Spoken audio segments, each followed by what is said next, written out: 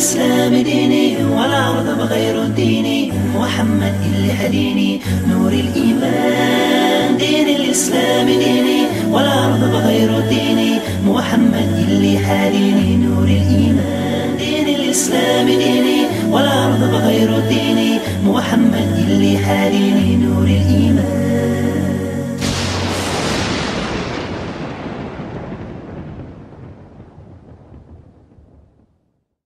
إنا نحن نزلنا الذكر وإنا له لحافظون إنا نحن نزلنا الذكر وإنا له لحافظون.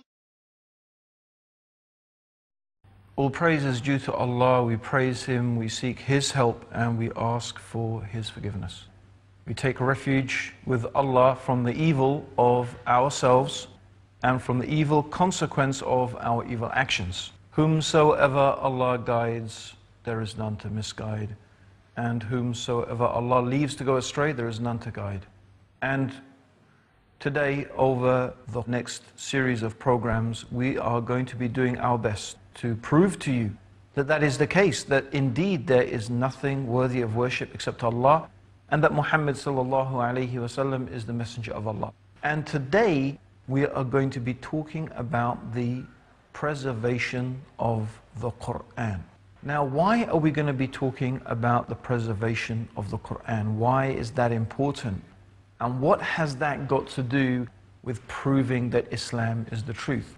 Well, I think from one angle, it's a very important issue, because if we are going to say that one of the evidences that we're going to put forward to show that Islam is indeed from Allah, the creator of the heavens and the earth, is the Quran, and the things that the Quran says are a type of, or constitute type of evidence, then a person may quite rightly ask, well, how do we know the Quran is authentic? And to be perfectly honest, this is one of the issues that Muslims themselves bring up with, for example, the Bible or the Vedas or the teachings of Buddha or anyone else. One of the issues that we have is that, okay, well, you claim these things are from this teacher or are from God or whatever, but prove it. How can we be sure that your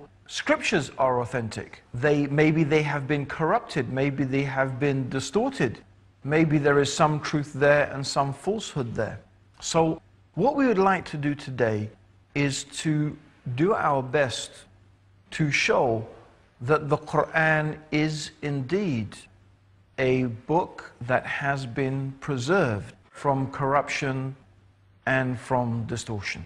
So this is really a very, very important issue from one angle, because then when a person hears that something is from the Quran, or indeed for that matter, that something is from the Prophet Muhammad, and it has been authenticated as being from the Prophet sallallahu alaihi wasallam, may God's peace and blessings be upon him, then you can be sure that this is something authentic, this is something verified, this is something that has not been changed and corrupted over time.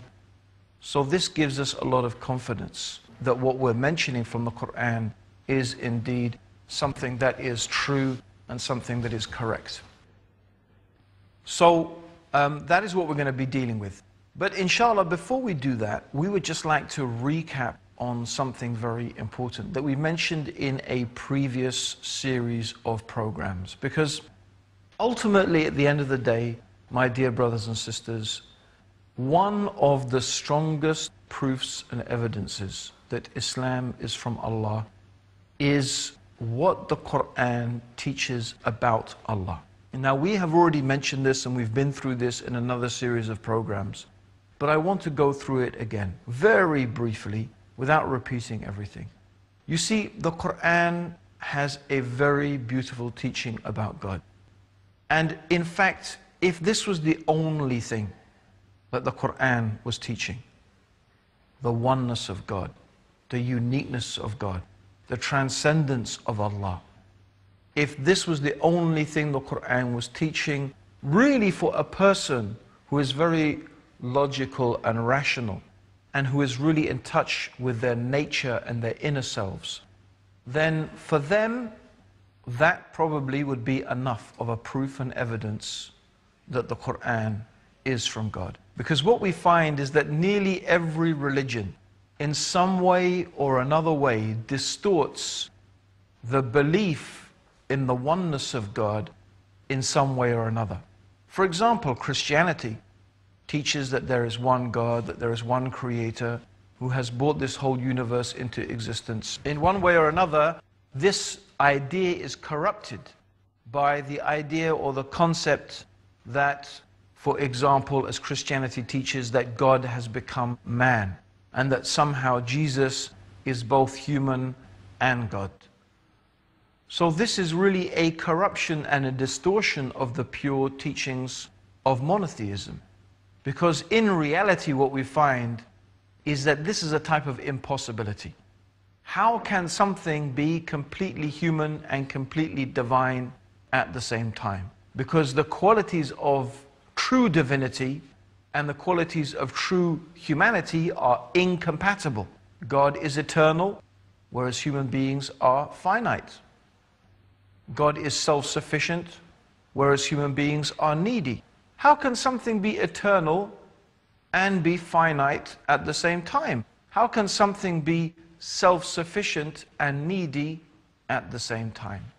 You see, this is the problem. So any religion that teaches that God is a man or that God is like some created thing, really, how can we accept that to be true? Because when it's talking about God, it is already upon a type of corruption and a distortion and a falsehood. Whereas Islam is free from this type of thing. The things that Islam teaches about God are really very rational and very reasonable. And this is one of the strongest reasons for believing that the Quran is from Allah subhanahu wa ta'ala. So what we want to emphasize upon today, my dear brothers and sisters, may Allah have mercy upon you, may Allah guide us, all of us, closer to the truth, is the issue of the preservation of the Quran.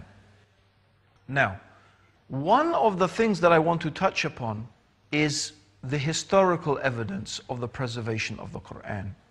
But another thing I want to introduce is why this is itself a type of miraculous concept. Why it is really a type of amazing thing. Why the preservation of the Quran itself is one of the proofs, or one of the evidences, rather, it's more accurate to say one of the evidences, because proof is one, evidences are many. One of the evidences that the Quran is from Allah subhanahu wa ta'ala, the creator of the heavens and the earth. So let's go into a little bit about the historical preservation of the Quran. Now, according to traditional Muslim sources, according to the teachings of the hadith, the teachings of the Prophet sallallahu alaihi wasallam, and those people who came after him, the Sahaba and the Tabi'een, the way that the Quran was preserved, at least in terms of writing, because there are two ways that the Quran has been preserved. It has been preserved partially through writing. Now, mostly in Western culture, for example, a lot of emphasis and a lot of importance is given to the preservation in writing. Whereas, in fact, it is not necessarily true that something has been written down in a scriptural form and that we have something written down in a scriptural way is necessarily the most authentic thing. Anyway, inshallah, brothers and sisters, we're going to get back to that, but now we're going to have a short break, inshallah, and I will be back with you in a few minutes to talk about the historical preservation of the Quran. إِنَّا نَحْنُ نَزَّلْنَا الذِّكْرَ وَإِنَّا لَهُ لَحَافِظُونَ.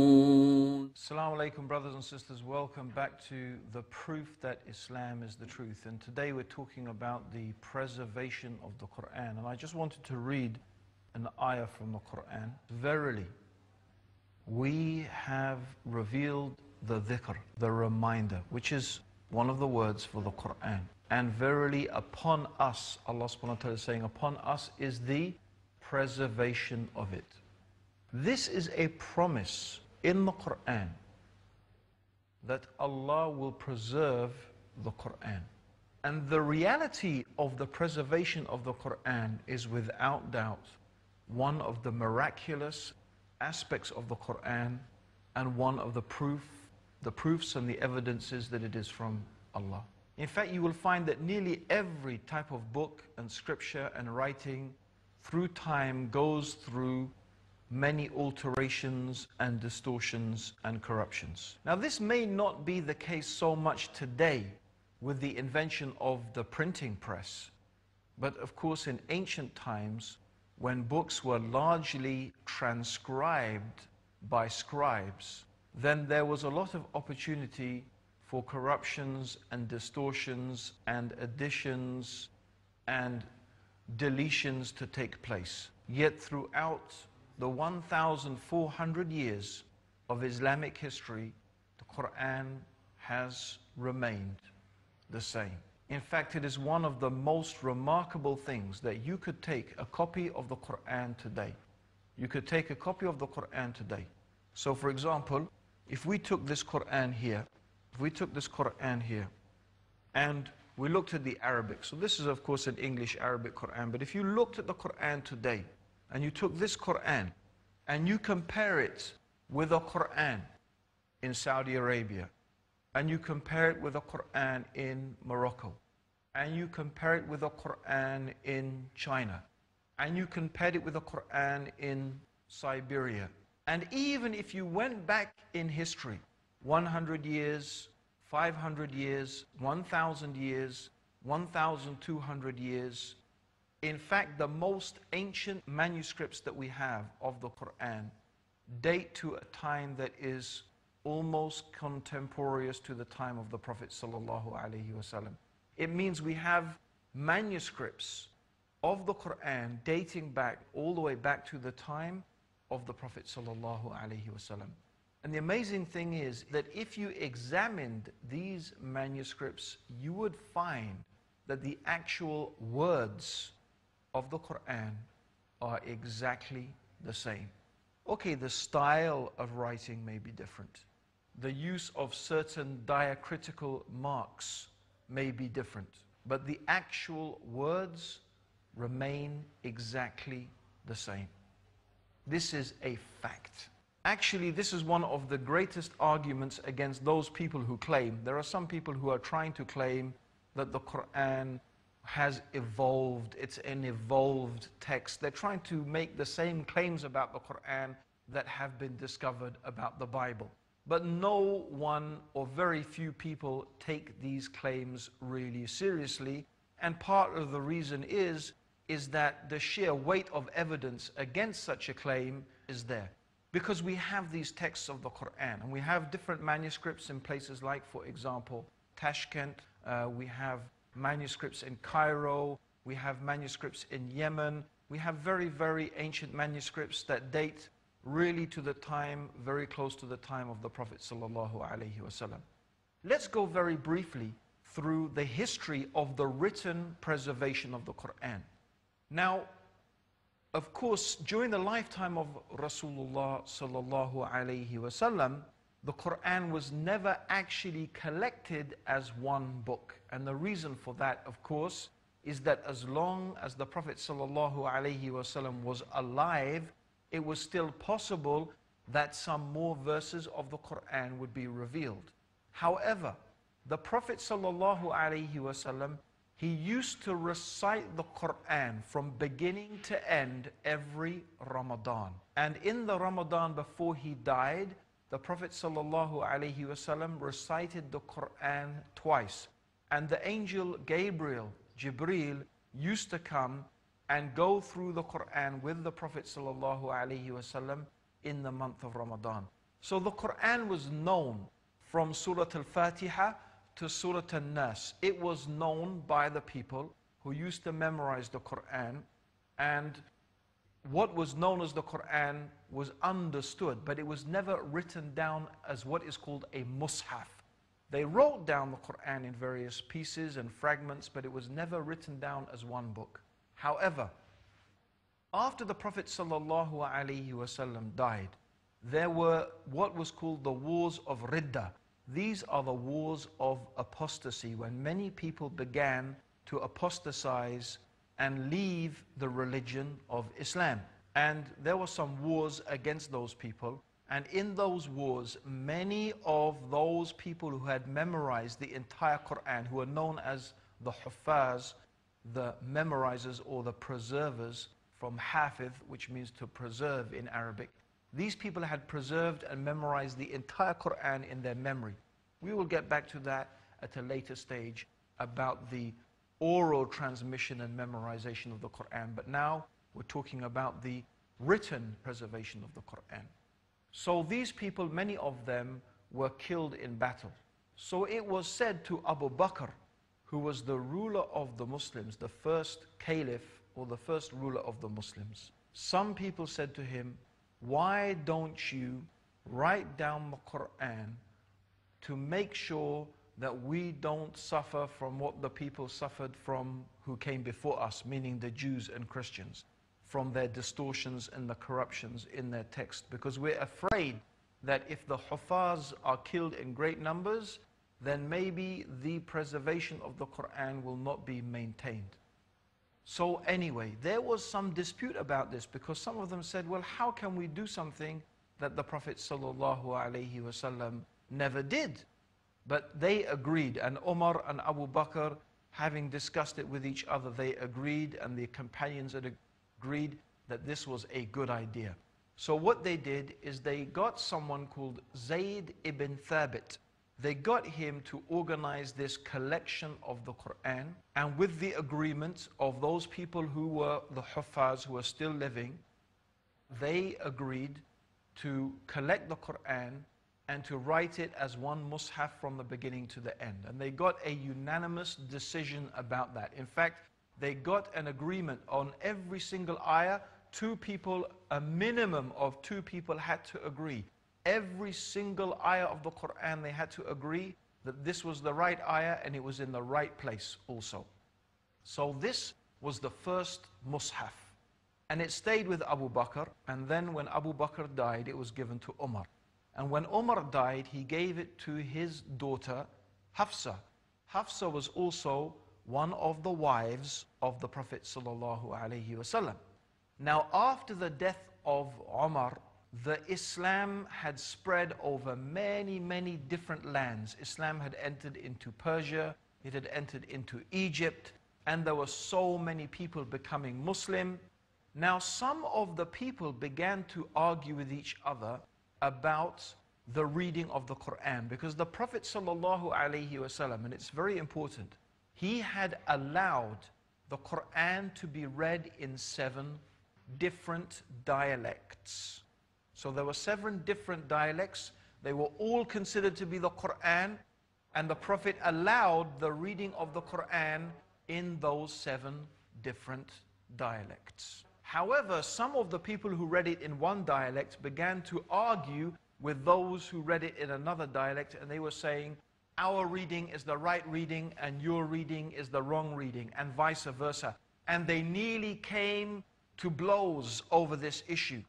So one of the generals came to Uthman ibn Affan and said, look, this is a problem. Let us unite the people under one reading, and this way we will avoid dissension and controversy. So Uthman, he said, okay, this is a good idea. What we will do is we will unite the people under the reading of the Qurayshi dialect. The Qurayshi dialect was the dialect that the Prophet ﷺ, he used to use the most often. Okay, this was the dialect the Prophet ﷺ himself used to use. So once again, he ordered a compilation of the Quran. And who did he get? The same Zayd ibn Thabit. They got the same Zayd ibn Thabit to make a compilation of the Quran. And once again, he got a total agreement for each ayah. A minimum of 2 people had to agree about this ayah, that it was correct and that its placement in the Quran was correct. And once again, they made a compilation of the text of the Quran. Then they compared this new compilation with the compilation that had been made by Abu Bakr. And they found that the two corresponded exactly. They were both corresponding exactly one with the other.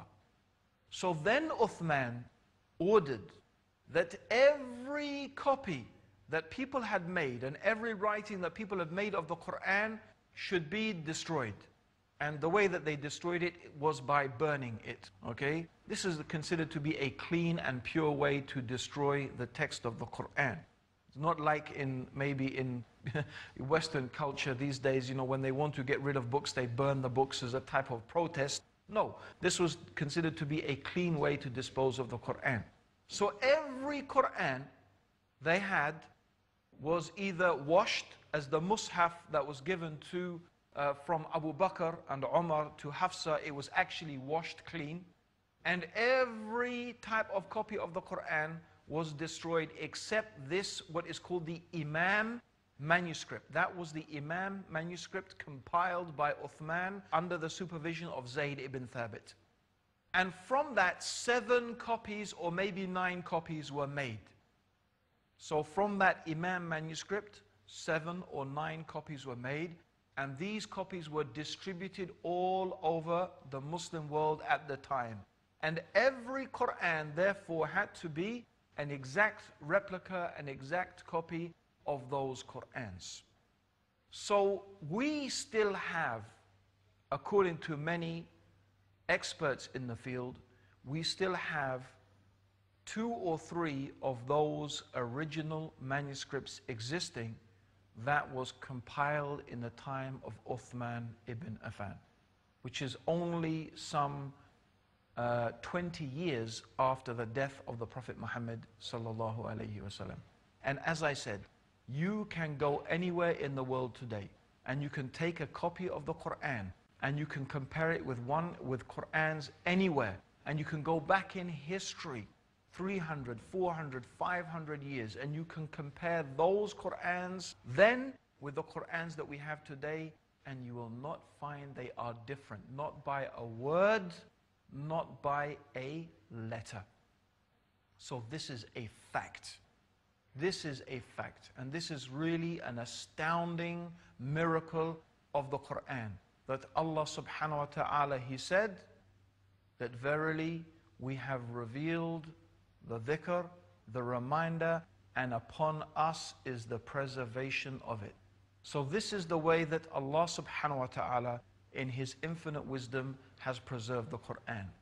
What is important here for the rest of our discussions in the series to come is, of course, that when we are referring to the Quran, we are referring to a document that is verified and certified to be authentic. It is something that we do not differ about. All the different Muslim sects, all of us, we agree upon one single text of the Quran. And we have agreed upon one single text of the Quran for 1,400 years. So this is a book that is preserved. This is a book that is authentic. This is a book that we can trust in and we can believe in. And this is, inshallah, what we will be discussing later in future programs. The next one is the oral preservation of the Quran. Until then, Assalamu alaikum wa rahmatullahi wa barakatuh. May the peace and blessings of Allah be upon all of you.